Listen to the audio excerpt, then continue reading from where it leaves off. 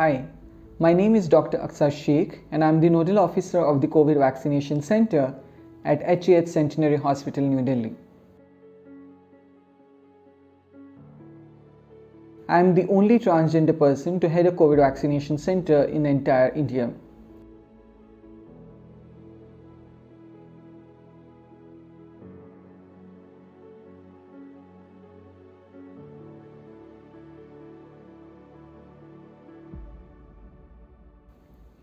A lot of trans persons have this query as to whether they can take the COVID-19 vaccination safely, especially if they are on hormone replacement therapy or they are undergoing some form of gender affirmation surgery.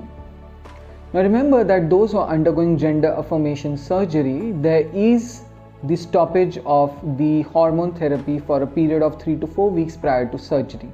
So naturally there are no concerns over there and they should go ahead and take the vaccine. When it comes to those who are on hormone replacement therapy, there are concerns that are there in the minds of the people regarding clotting or bleeding.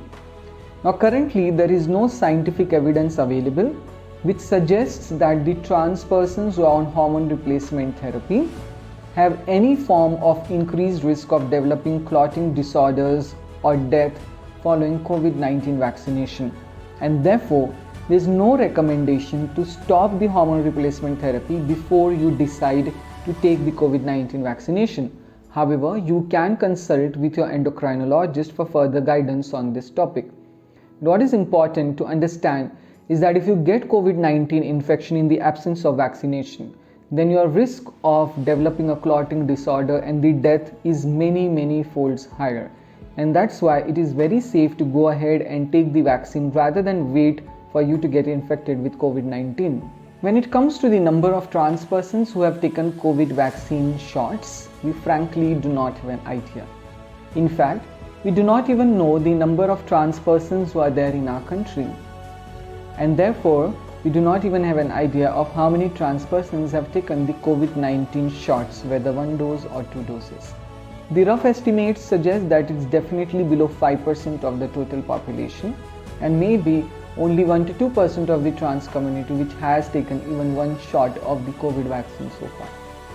What is more important to understand and more important to demand is that the trans community should have an access to the information that they need for taking informed decisions regarding COVID-19 vaccination, that the COVID-19 vaccination centers and the vaccination process should be accessible and should have an enabling environment for the trans community to make use of these facilities.